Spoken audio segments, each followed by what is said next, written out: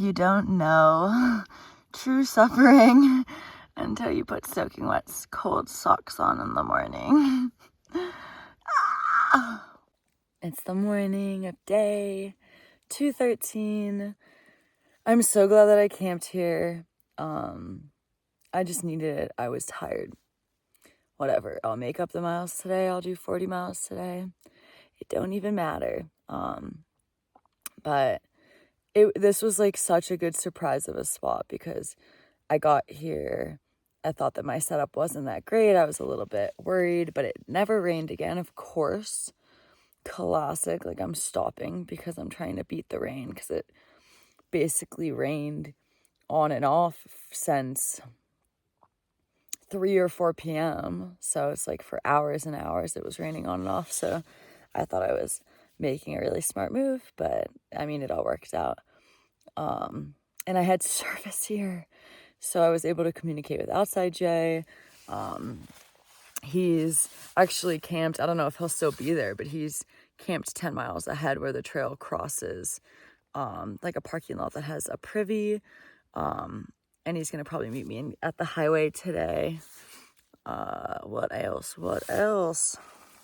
That's about it. I had service, which meant last night I got a blog up and videos. And then that means this morning I got everything uploaded already. And it's 5:20. About to, like, all my stuff's packed up. There's actually mosquitoes here, which is crazy. So I've just been doing everything from inside my tent and about to get out and get moving.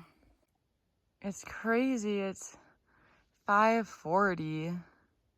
It's just that time of year. The sun is not coming up as early anymore. Oh my gosh. Good morning. Incredible. Snow-capped mountain. Wow.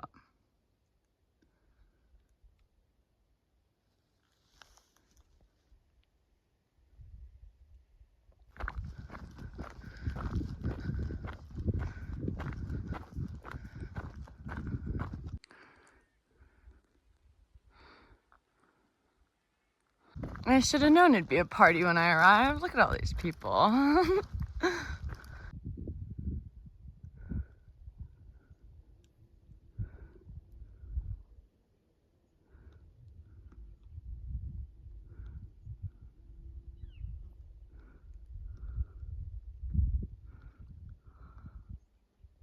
I don't think I ever updated earlier. I did 10.5 miles. I got to the trailhead. Jay was in fact staying there for the night. And there was tons of hikers there, like, I don't know, 8 or something. A couple slept there. A few had camped like 3 miles back. And we're just like vortexing there. Jay had Asiago bagels, veggie cream cheese. It was so good. And then, so everyone's obviously like pivoting around this fire and doing whatever they see fit. So like if you already broke your continuous footpath, you would probably hitch into Etna from Highway 3 up ahead. And then if you're maintaining a footpath, you have 2 options of like road walking from Highway 3. The mileage winds up working out to be pretty much within like 5 or so miles of the distance of the PCT. Or you can hike the trail all the way exactly to where the closure starts, and the roads and stuff from there just make it so you add like 20 something miles to get back out to a road to walk to Etna Summit, Burbank, where you have to reconnect. So I don't want to do that. I'm not adding 25 miles. I think it just makes more sense to get on the road and walk to Etna, and then I'll walk out of Etna right back to the trail. Tomorrow I'll probably, currently I'm like 25 miles in, so I have 5 or 6 miles to get out to the highway. So I should be out to the highway around 4, and then I have like 8.5 miles on the road, so I should be done with that by 7, and I still have no idea where I'm sleeping. And Jay was slack packing 2 other people, so he's also slack packing me. So I have none of my gear, just like the bare necessities, rain gear and stuff like that. But so I'm gonna meet back up with him probably near Callahan, probably not at the trailhead, just because he was planning to meet the other girls, I think at like 5 or 5:30, and I think I'll be there at 4. Though I'm like, they left before me, so I've been under the impression that they're in front of me. But if they are in front of me, they've been like running because I've never seen them. And yeah, that was like 14 miles ago. So they would be cooking, or they got off to get water or something and I just didn't see them. I have no idea. But yeah, so I'm gonna camp or do something tonight. We will find out. I have absolutely no idea. My current plan is just to get into Callahan. I think there's like a bar and restaurant, maybe a gas station. So get food, get drinks, chill out, go to bed somewhere, no idea where. And then tomorrow it'll be, I want to say 17 miles of road walk to get into Etna. And then I don't know, there was a chance I was going to stay with a trail angel. I think that's still a slight possibility. It is a Saturday, but I would hope that if staying with the trail angel is not possible, that I could get a room, because 17 miles and I can drop like most of my stuff and then get a ride up to Etna Summit where I would get back on the PCT. And I can road walk from there straight back into Etna. So I don't need to save those miles for the next day. I can get all the road walking done tomorrow. And it just kind of makes more sense to get dropped at the trailhead and walk into town versus walk out of town and then get there and maybe don't have service and try to like coordinate getting picked up. But I think that's a great move because it'll wind up being, I don't know, 25 to 30 miles or something. So get a full day in, still be able to stay in town. I'm just taking every opportunity I can to get caught up on stuff. I feel like I'm so freaking close. Having service last night was a game changer. And then the terrain's been super flat today, so I've been doing as much like blog stuff as I can. And as soon as I hit the road, those 2-3 hours, that's gonna be crunch time. Get a bunch of stuff done. And then I'll be caught up and life will be even better. But yeah, curious to see how today plays out. Like, I don't know what's gonna happen. I'll probably camp tent somewhere. I swear to God, every day, 2 o'clock, dark skies, like it goes from blue to dark, thunder starts roaring. Jay almost had me leave my umbrella. I was like, fat chance, it's gonna totally thunderstorm again. It always does.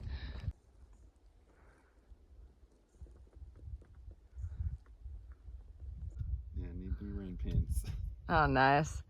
Yeah, nothing like whipping the credit card out on trail because something. All right, I'm approaching the road. Trail's about to be over for the next, 25 miles just to Etna. And then I want to say like 10 past there. So I guess 35-ish miles of road walk. Yeah, I mean, it's like a bummer. The alternative is going north and getting out to more obscure, quiet roads that are going to add a bunch of time. And I don't want to do that.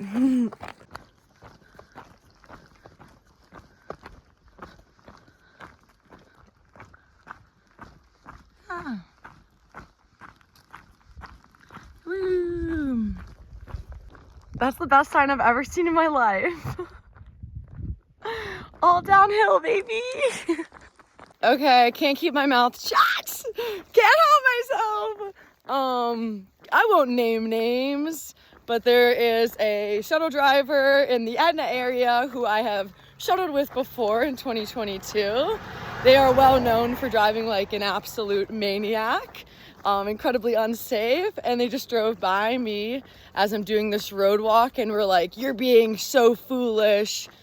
What are you gonna go to Callahan and then go to Etna and then get back on the trail? Ridiculous, so foolish of you."